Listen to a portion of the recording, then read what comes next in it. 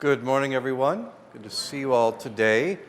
If you've been here often, you know we've been working through the Book of Ecclesiastes, and then an event happened, the inauguration of the 47th president, and specifically for our purposes, the Inauguration Day service and sermon generated a lot of publicity all over various forms of media, liberal, conservative, whatever. This is either one of the greatest sermons speaking truth to power people have ever heard, or it's complete garbage. It is offensive and should demand an apology and is heretical and a bunch of other things. There doesn't seem to be a lot of, it was okay. It's just very few, I would say, very few sermons for the last 50 years have elicited it's amazing or it's terrible rather than a shrug of the shoulders, which you could say most of them do. So this affected people, and as it was at an Episcopal church and delivered by an Episcopal bishop, a lot of more attention came to us. When, by the way, is the last time anybody beyond our tribe paid attention to the Episcopal Church on a national, international level? You remember? The royal wedding. Oh, that presiding bishop is an amazing preacher, generally across the board. So this would be, how many years ago was that? I don't even remember. Since the royal wedding? 5 or 6? Don't even really remember. But this one, this was a big event at a big day.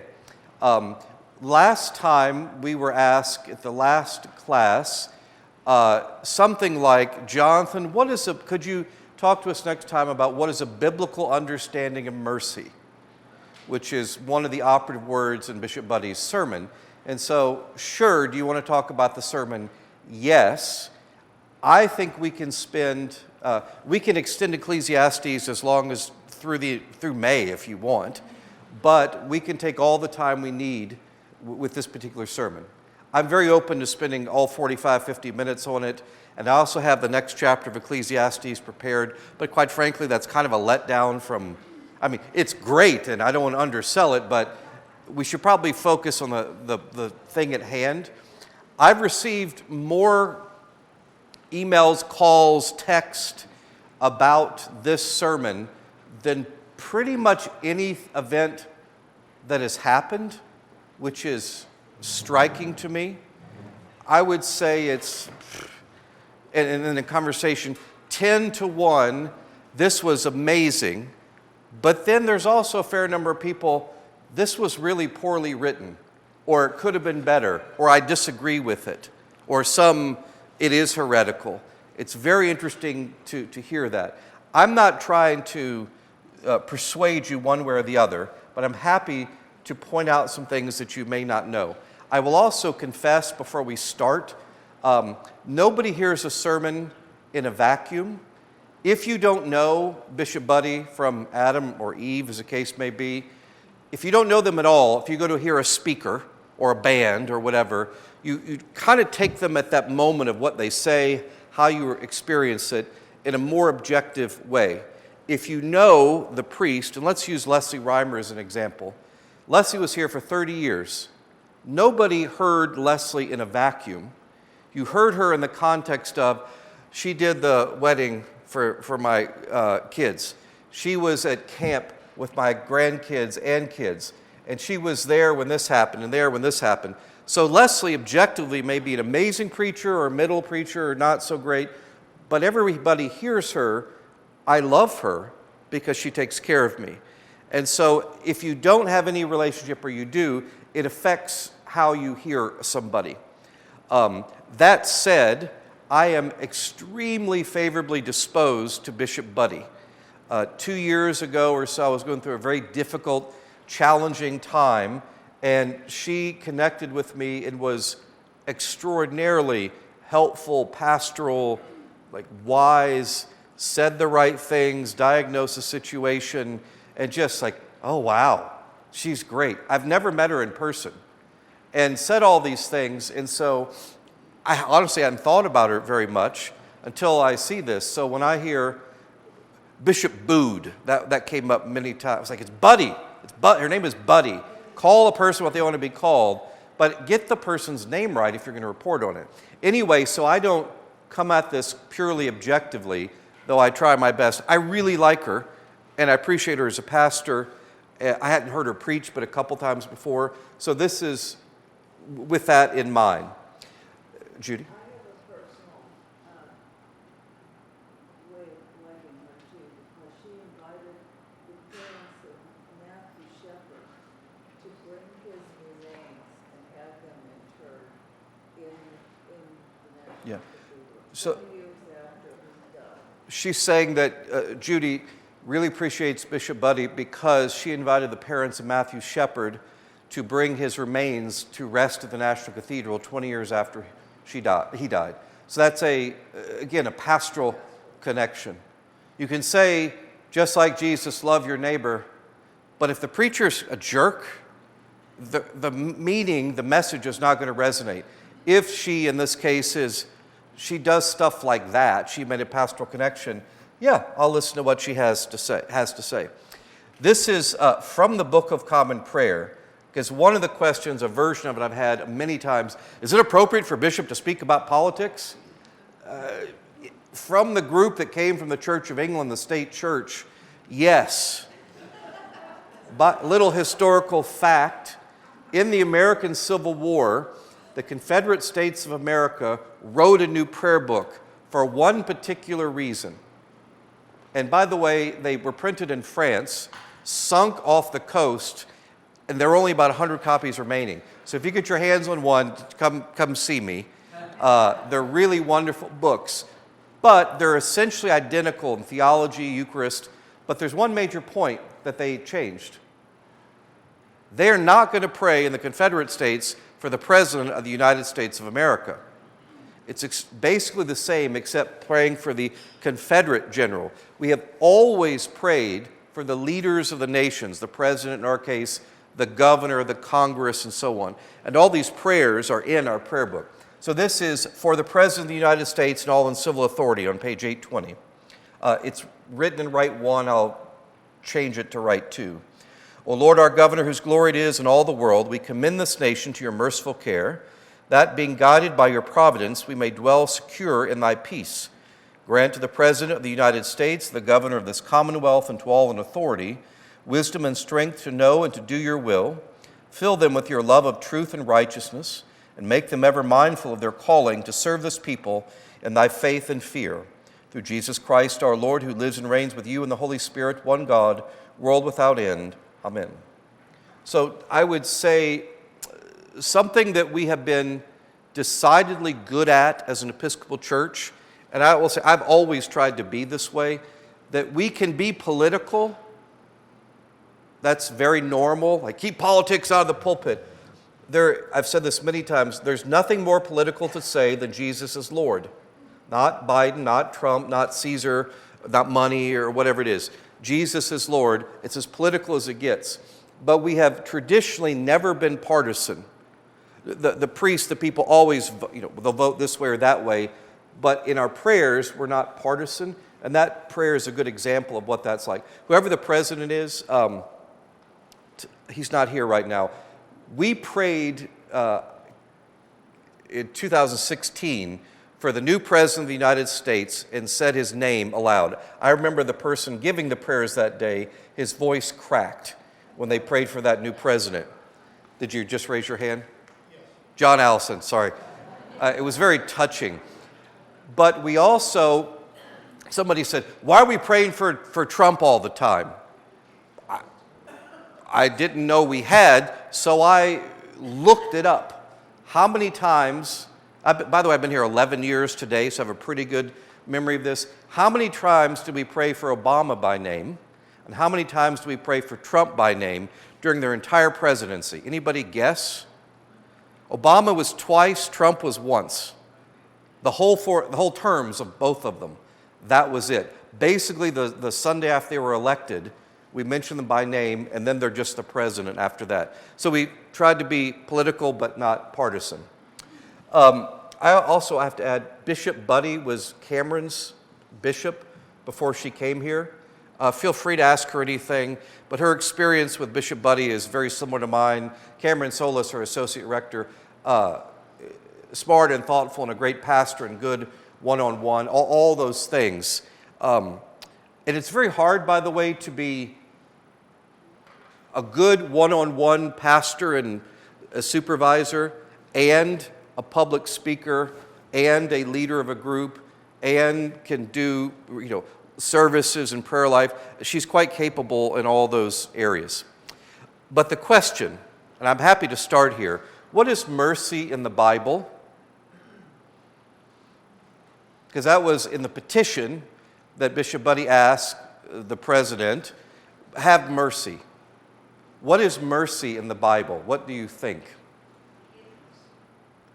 Forgiveness? Forgiveness is a part of mercy.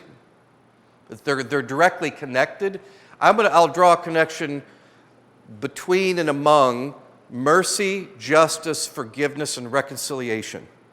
They're all slightly different, biblically speaking, but they're all connected to one another. Lucy? Isn't mercy when you get essentially forgiven for something that justice wouldn't have forgiven? Oh, you're right on target. Isn't mercy essentially something you get forgiven for, excused for, where justice would demand that you are accountable for it? That's spot on. I'll say it that way. Russ? I think biblically, it's first and foremost an attribute of God. Biblically, mercy is an attribute of God. That's exactly right. Most merciful God is a prayer we say all the time. It's an attribute of God. It's the very nature of God to be merciful. Anybody else? Judy? This is something I probably thought this week. Grace is getting something you don't deserve. Mercy is not getting what you do deserve. That's good. Let me say that. Grace is getting something you don't deserve. Mercy is not getting what you Mercy is not getting what you do deserve. That is extremely biblical. Mercy gave the prodigal son a second chance. Mercy gave the prodigal son a second chance. Grace gave him a feast. Grace gave him a feast. That's right. A couple other people I saw. Steve? To me, it's favor from one who has power or status. Mercy is favored to one who has power and status, from one to one who doesn't. Mercy, biblically speaking, is unidirectional. In this case, the king, the president, gives mercy because it's in my power to do so, something that nobody else can. I give you a pardon, a presidential pardon, for example. No one else, is this correct legally? No one else may give a presidential pardon. It's only from the pen of the president. You can influence him or ask him, but he or she, he in this case, yes, you're pardoned for this act. Steve? I think of mercy as compassion. What is compassion then? Mercy is compassion. Compassion is basically trying to understand a person where they are, if they are in a bad place. Compassion is trying to understand where a person is if he or she is in a bad place. Yes, I would say that's close. Mercy is, say the quotes again. Mercy is not getting what you deserve, and grace is getting more than you deserve. Is that it? Or pretty close? Here's a biblical story to explain that. And this is when Jesus is asked. Peter said to Jesus, and think of how practical this is. Lord, if my brother or sister sins against me, how many times must I forgive them? How about 7 times 70? It's a really generous forgiveness, right? And that is, of course, biblical number of 7 is holy, it's complete. So 490 would be literal, but he means a lot of times, but it's limited in number still. It's very generous, but a specific number not to go over. And Jesus says, 7 times, sorry, is what Peter asked. Jesus says, not 7 times, but I tell you 70 times 7. Oh, that's a lot more than 7 times, because on the 8th time, it's always, look out, I'm going to get you. So then Jesus tells a story, so all the disciples are listening. So, oh my God, what if, has anybody ever offended you with whom you're in relationship 7 times? If you're sitting next to the person you're married to, don't answer this aloud. But has anybody ever offended you 7 times? I mean, I would say all of us, yes. And is it all the same thing? If they're different things, it's different. But if it's the same darn offense, then it gets really annoying, and I don't want to forgive them anymore. But 70 times 7? Jesus said, "For this reason, the kingdom of heaven may be compared to a king who wished to settle his accounts with his servants. When he began the reckoning, one who owed him 10,000 talents, a talent is 20 years' labor, was brought to him." This is like saying this guy owed 1,000,000 lifetimes worth of labor, completely unpayable by any account. And as he could not pay, the king ordered him to be sold, together with his wife and children, and all his possessions, and payment to be made. So the servant fell on his knees before him, saying, "Have patience with me, and I will pay you everything," which is a lie or completely impossible. And out of pity, you might say, Steve, compassion for him, the Lord of that servant released him and forgave him the debt. That is mercy, right there. But that same slave, as he went out, came upon one of his fellow slaves or servants who owed him 100 denarii, 100 days' wages. And seizing him by the throat, he said, "Pay what you owe." Then his fellow servants, his friends, saw what happened, and they were greatly distressed. And they went and reported to the king all that had taken place. Then the king summoned the first servant and said to him, "You wicked person, I forgave you all the debt because you pleaded with me. I showed mercy. Should you not have had mercy on your fellow servant, as I had mercy on you?" And in his anger, the Lord handed him over to be tortured until he should pay his entire debt. That is justice. Justice is getting what you're owed. Mercy is not having to pay what you owe. It's to be released from your debt. And when we talk about Jesus as a Savior, particularly the term Redeemer, it means one who frees us from our debt. The debt of sin, the debt of whatever it may be. That's what he does. I came across, looking for something completely different, a really helpful analogy. And this happened to me almost exactly like this. And this priest says, "So I'm going away on a trip, and while I'm gone, you say, 'Can I borrow your car?' And my friend, I won't say his last name, Jason, did this.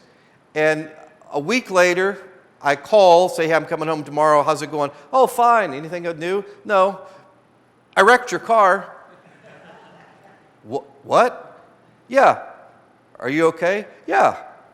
'Is the car?' 'Not so much.' 'What did you do?' 'Well, I just, what did you do?' 'I wanted to see how fast I could go around the corner, and I hit gravel, it's the gravel's fault, and slid sideways into the curve and broke the axle.' 'Oh, geez, that's expensive.' 'Yeah, but it was really cool until I wrecked it,' which wasn't cool to me at that moment. That kind of made me mad. And he said, 'Well, we're getting it fixed. The repair bill is $1,500. This was 30 years ago. It was $1,500. It was a lot of money. And, okay, so you borrow my car, you wreck my car, the bill is $1,500. You never get back. It's annoying. The time I don't have my car, the pain and suffering, the rattle it's going to make when it's all fixed. And I may not let you drive my car again because I don't trust you. But if you wrecked it and you pay the $1,500, that's justice according to the Bible. It's based off, if you think of it, lex talionis, or more commonly known as an eye for an eye. That predates Judaism, Jewish people. It goes back to the code of Hammurabi. So there's this sense of this long, in that whole culture, an eye for an eye. Meaning, if so-and-so has wronged me and stolen my sheep, either he has to replace that sheep at as good or better, or pay me the value of that sheep. And you could say anything is like that. That's the sense of justice, biblically speaking, that they inherited. And so what is so phenomenal, groundbreaking about the idea of God is, yes, we believe in a just God. But what's much more important for us is we believe in a God whose very quality is mercy. So you don't get what you deserve. Well, Is anybody here a terrible, notorious sinner that you're willing to admit? Probably not. I mean, yeah, there are good days and bad days. In the biblical worldview, St. Paul would say, all have sinned and fallen short of the glory of God. If you look at the entire scope of salvation history, all the New Testament stuff, what's the purpose of Jesus being here? To restore us to God and humanity to one another, to restore all of creation. And none of us can do that on his or her own. We need God to do that, and so God sends prophets and teachers and so on, and then eventually Jesus, and that's how the restoration occurs. I won't get too technical or transactional about it, but that's the basic idea. And so we don't get justice, which would be we're not good, so we're punished, left away. In fact, we get mercy to be reunited with God. So in that car analogy, justice is getting paid the $1,500 back. Mercy is I say, you know what, Jason, it was a cool car, but I don't care, I forgive you. Just don't worry about it. And I'm out $1,500 because the friendship is more valuable than you don't have the money and it's just a car anyway. And that could be mercy. Mercy, again, is one directional. He doesn't get to decide to receive mercy until I offer it to him. Could be a king, could be, and this happens in our daily life all the time. So forgiveness is me saying is the practice of mercy, is forgiving there. Now what's reconciliation, if you want to think through the whole thing? Reconciliation doesn't necessarily take place instantly. It's like conversion. It happens in bits and spurts. And that is to do again, reconcile is to bring together, so you're bringing back together. If you took my car and you wrecked it, and you still like to drink a lot and drive, or you're doing other things that are not trustworthy, or you lie, do I still want to trust you with my car? Well, I think I'd be an idiot if I did that. So are we reconciled? Not really, but I can still forgive you, but not be reconciled. Reconciliation takes much longer. Think of reconciliation as retrusting, or retrusting again, even to add emphasis to it. And so that's not necessarily the case. All those ideas are very scriptural, and this one little image analogy I think is quite fantastic to think about. I'm probably going to develop this more for Easter, so stay tuned and be excited. So all of that is to say, that's mercy and justice, forgiveness, reconciliation. So how did the Bishop, Budde, use the term mercy in her sermon? I would say it's pretty scriptural, but it makes the president out to be almost like a king, which is a very interesting dynamic to set up. And she asked mercy for two groups, essentially clemency, give them freedom. It's in your power not to punish. Not interestingly, she never uses the term that I recall, don't give them justice, give them mercy. She doesn't intend it, I don't think, and I don't think this is, you can't look too much into practical and think all the theory. That is, I don't think she's thinking about everything we just said. She's using mercy how it's ordinarily used in common parlance rather than purely scriptural. They're not all guilty. I don't think she's saying that. But you have the power to set these people free. You should do that. That's the basic end of the sermon there. Why did she preach? Let me ask that. I'm not sure if you know all this. Why did she preach?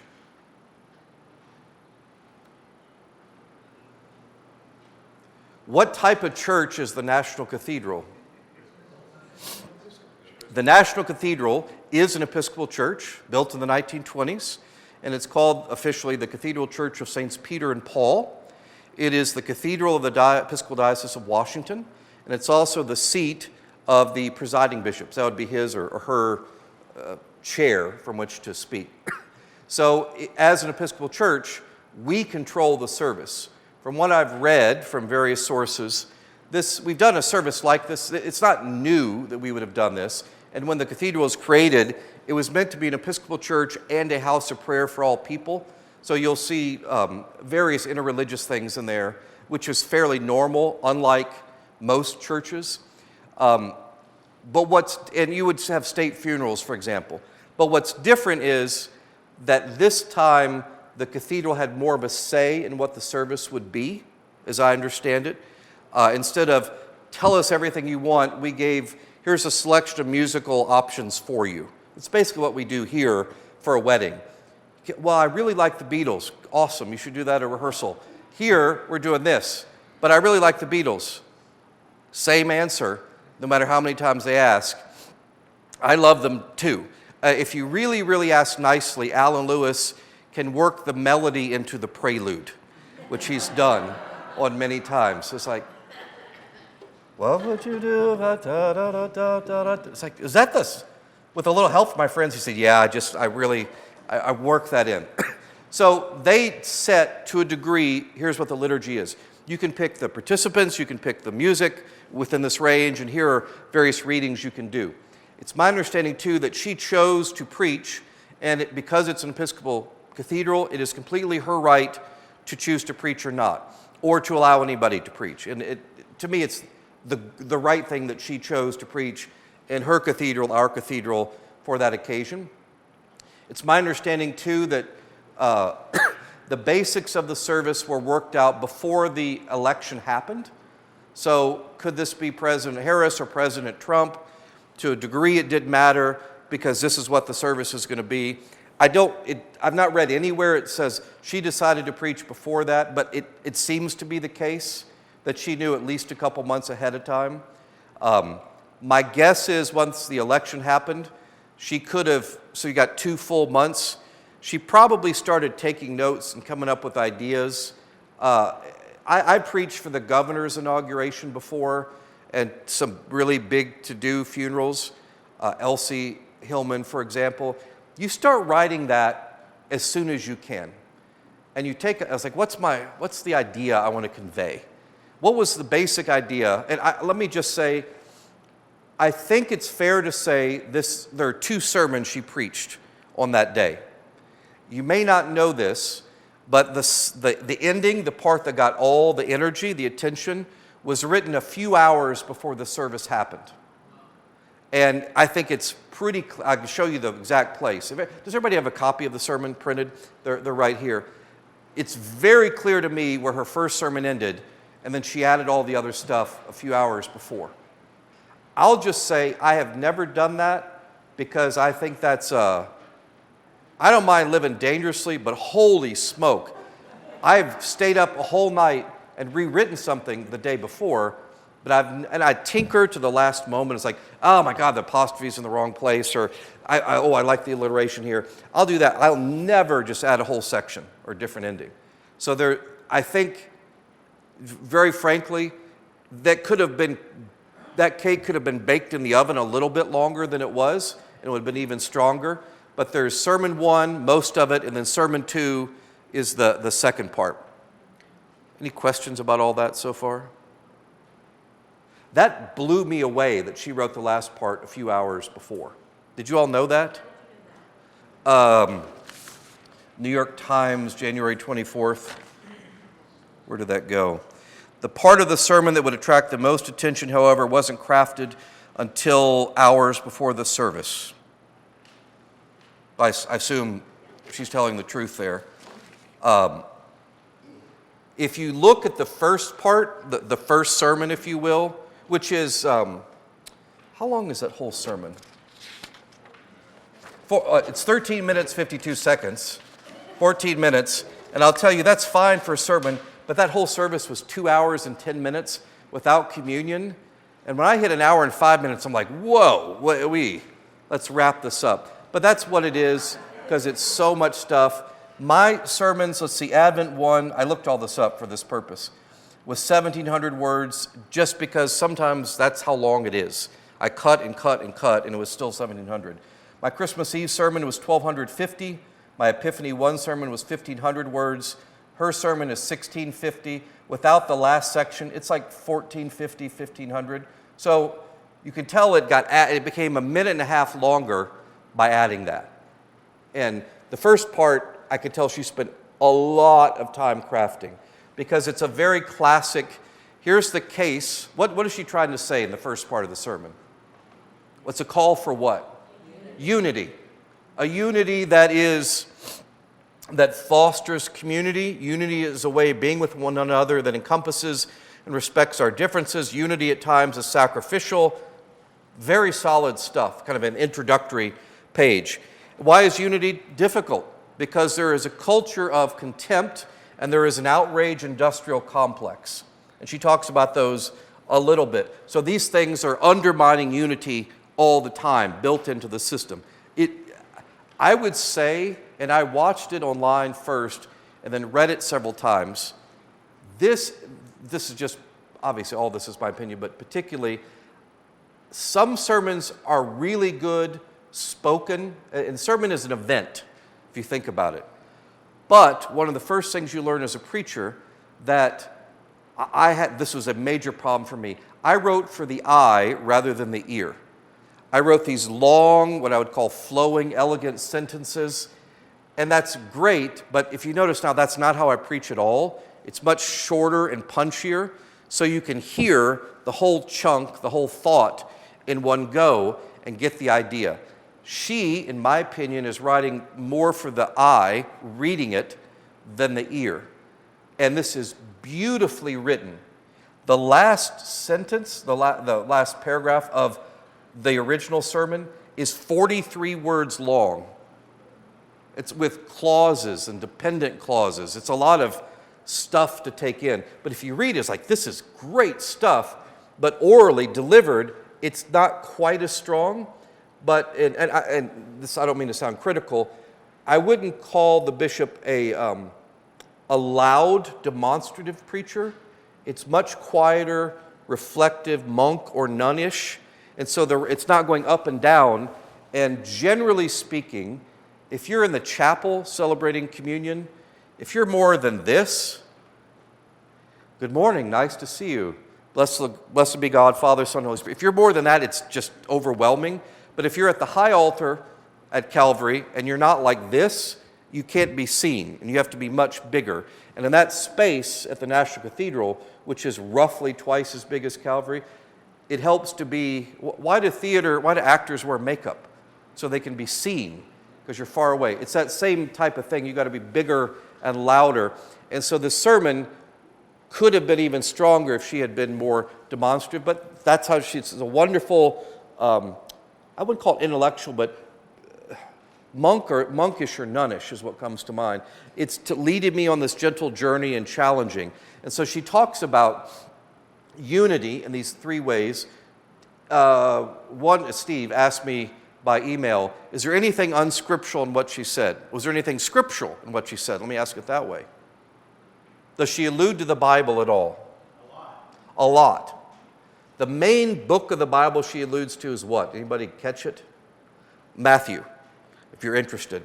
Matthew 25, by the way, which she doesn't specifically address, was used at my installation service, and that is the famous sheep and goats. Jesus says, when the king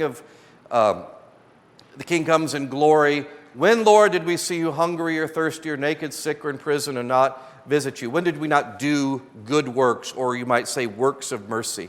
When you do that, come into my kingdom. When you don't do that, I never knew you. So one will be merciful, one will not.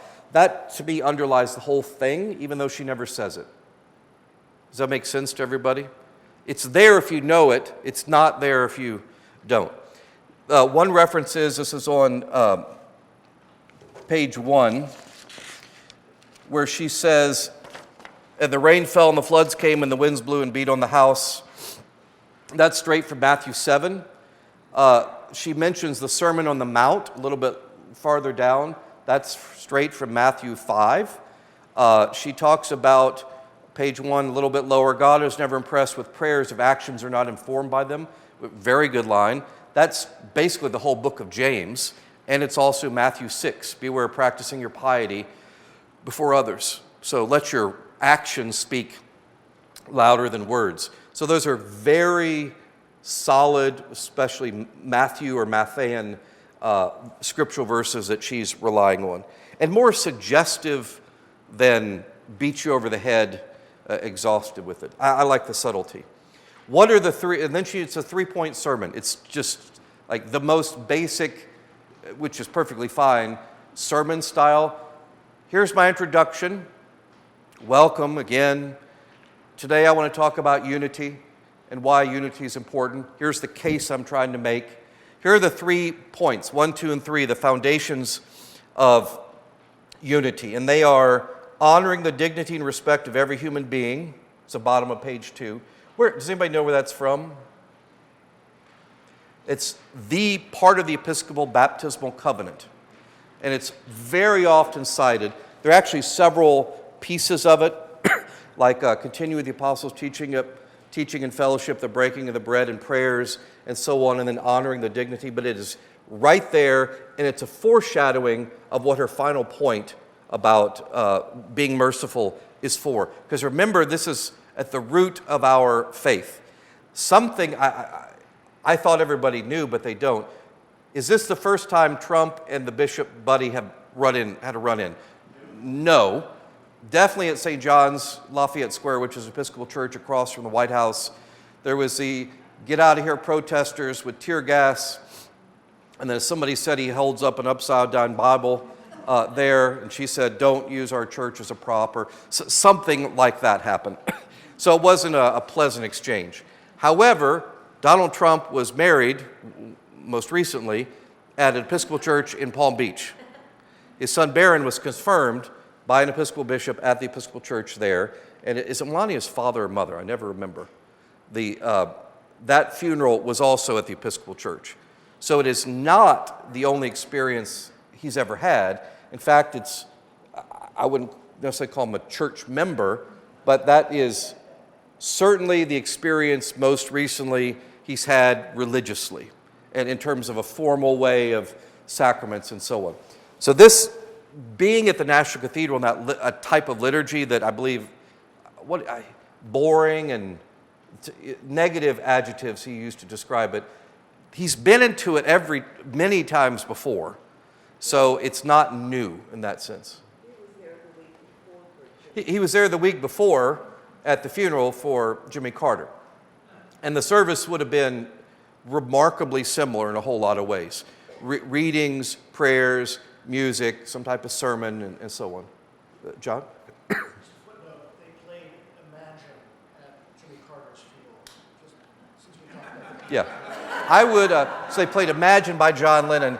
I'm okay with someone, but a song, and I like John Lennon a lot, that calls for atheism, I'm not a fan. It's a great tune. Yeah. Thank you. Very important. Russ? It was also the favorite song of both Jimmy and Russ.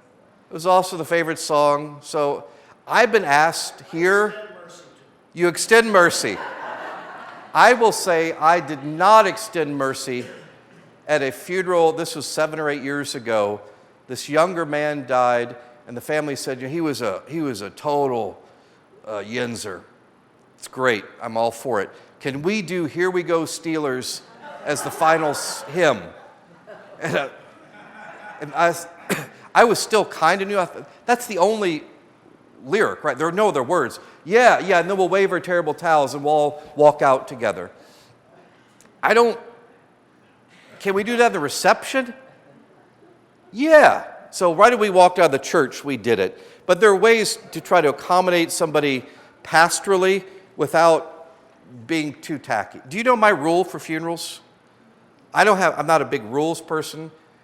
At a wedding, it's this way, because they get, Laura Marshall's experienced this recently. People try to demand a gazillion things from you. At a funeral, you want to help the family in this moment. As long as it's not overtly pagan or too tacky, we will probably do it. So, Here We Go Steelers was too tacky in the church, but not right afterwards. One guy, he had been in New Orleans at Katrina, and he survived from one cooler with milk and Oreo cookies for a month after that. And so at his funeral, all his friends says, can we have Oreo cookies and milk? Yeah, that makes sense.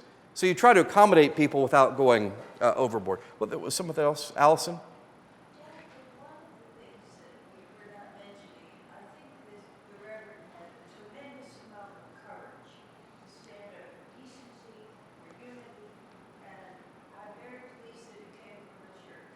Allison said, something we're not mentioning is the bishop showed a tremendous amount of courage to stand up for decency, unity. What was the other thing? Decency and unity. Our governing bodies seem to lack courage. True.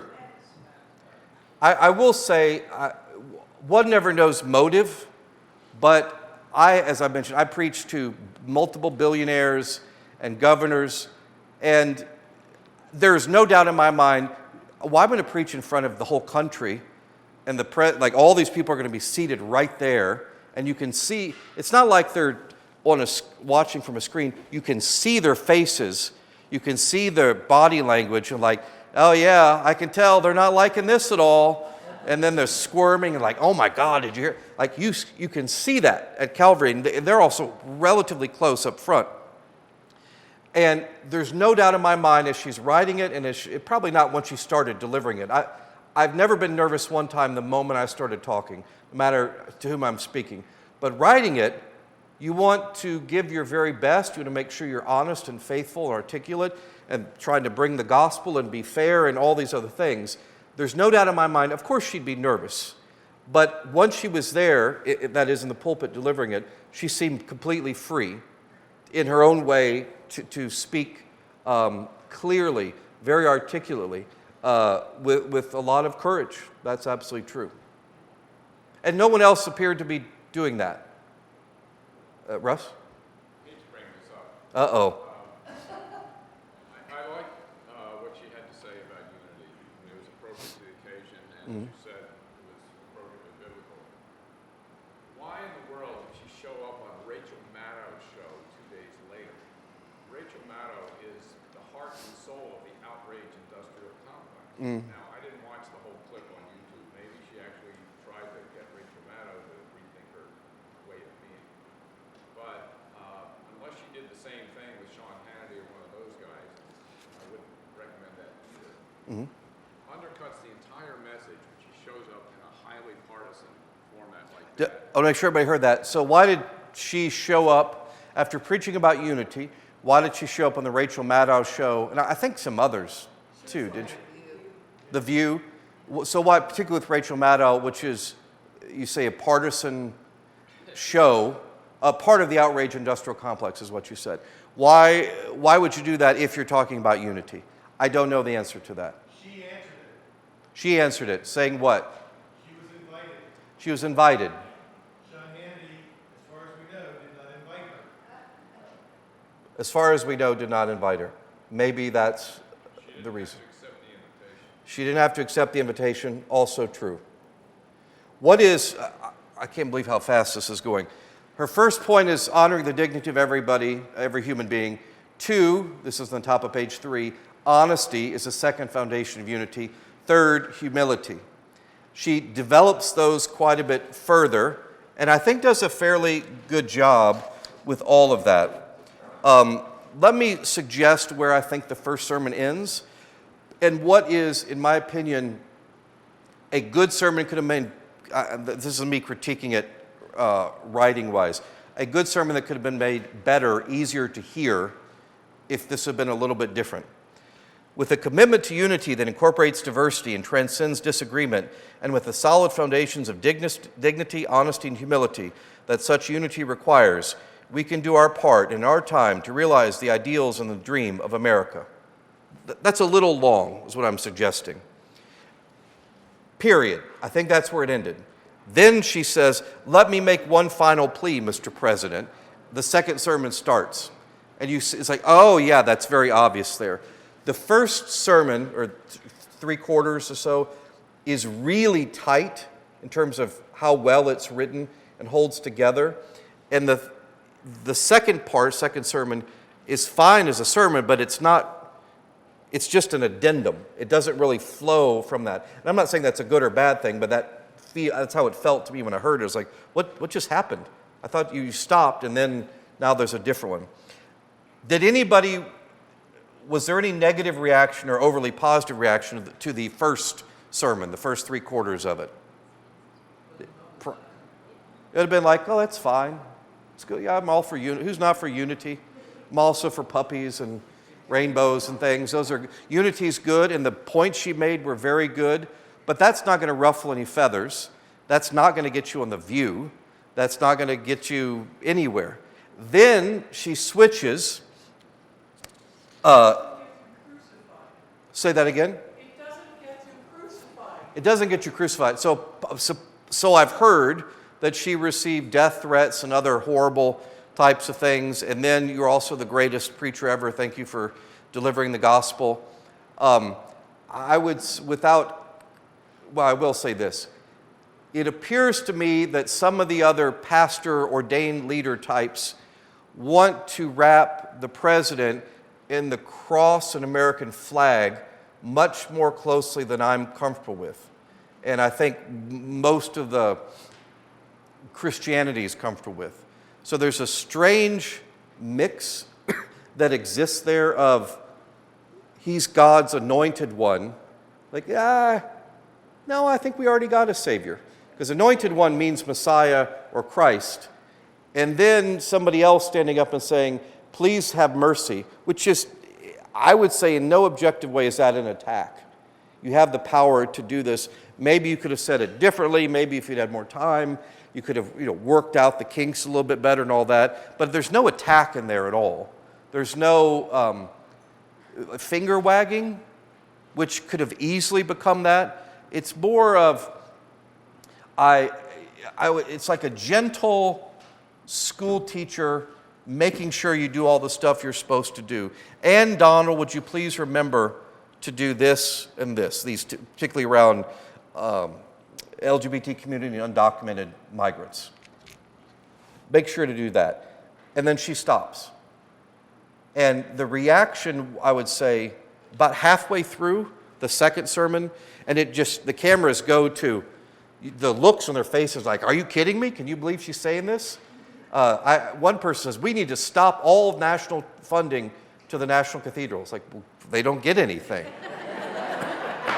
To my knowledge, they didn't get paid. Maybe they do, but I don't think so for that service. Reasonably, probably the federal government pays for security and things like that, but not the service. I'm sure she didn't get paid or a tip for that sermon either. I'm pretty sure a lot of people who performed during Inauguration Day got paid a lot, but this is not a money-making venture for us. What other comments, thoughts do you have on that? John? And maybe you were going to note it, but in the House of Representatives, there was a motion, House Resolution 59, that declares that the sermon was, quote, a display of political activism and condemns its distorted message. So I didn't hear that. Yeah. From the House, a bill saying that the sermon was a display of political activism and condemns it? Yeah, it's a resolution, and it was introduced it was on the 23rd. With, I've got it right here. I'm not going to read it aloud. And, the point's made. Sure, people, why would they do that? Why would they propose that bill or resolution? Didn't like it. They got their feelings hurt.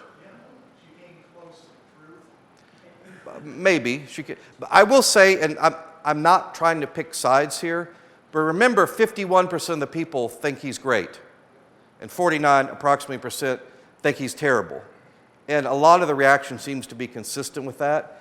And why in the world, if I were advising them, which nobody's asking me, why are you giving this thing more oxygen?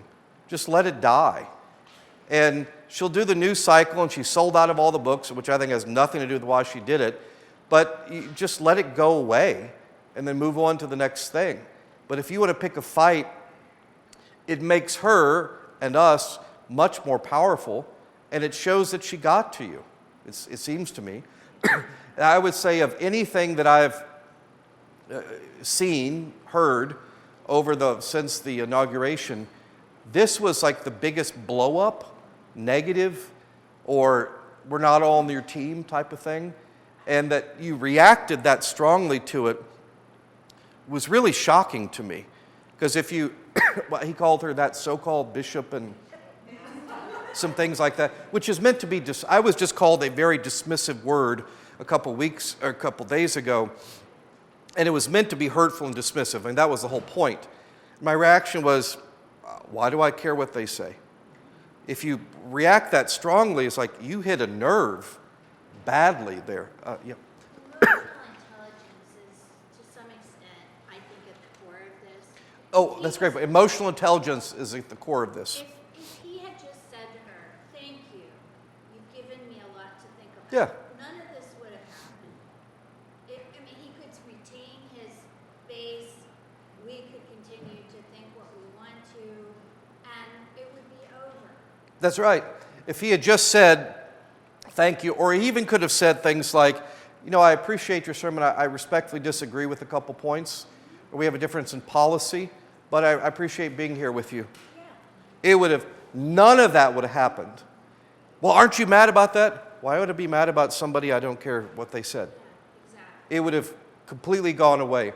So there is that, which is perhaps one of the most interesting observations of the whole thing. Any other, Steve? I don't think we can set aside the fact that, I think it was twice, in her petitions to the president, the leader of the nation, she asked in the name of God. Yes. She didn't say, because I'm bishop and I'm up here, you need to listen to me. The first part of the sermon was very biblically based and talked about compassion or mercy. Mm. And not mocking those with whom you disagree. That was part of the first sermon. And then, to conclude it, she said, in the name of God, I ask you. She's not saying, as bishop, I'm telling you. Right. And I would say she staked out the authority of what in the name of God means with the whole first sermon, is one way to look at that. Right. So to attack the person, to me, is misguided. You need the emotional intelligence to be able to know not to attack the person who's saying it. You need emotional intelligence to know not to attack the person who's saying that. Well, I'm not going to go there, but I think it's misguided to say this person is wrong because it was prefaced based in Scripture and then concluded with, and in the name of the God that I think we all worship, we are asking for mercy.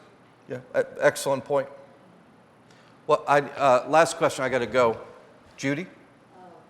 We started out thinking that she was speaking truth to power. Mm-hmm. At the end, she was preaching the gospel. Judy said at the beginning, we started out thinking she's speaking truth to power. At the end, she's speaking or preaching the gospel. That's a very fair understanding of it.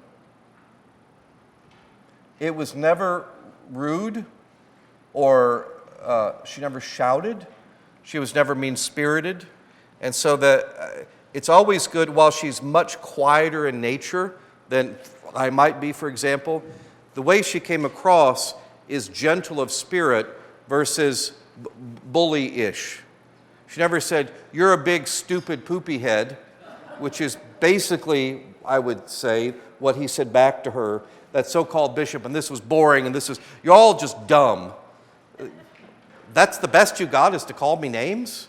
Because that's what it resorted to, is not, here is an argument, a case, why unity is important, and here's what that looks like scripturally, and specifically, unity and our God calls us to care for those who have no one to care for them, and particularly this other vulnerable community, and there you go, sir. There's the argument in the name of God, and here's why. And then, so rather than the counter-argument, it resorts to name-calling. It's never, somebody did that to me also. They just started calling me names. You're a racist, you're a sexist, you're a homophobe, you're this, you're that. And I said, if you have only name-calling and you have no argument, you're done. You're lazy. You can do better than that. Which is, by the way, that was not the right thing to say, because the person got even madder, but I was right. If you call somebody name, you have no argument, you may as well just give up.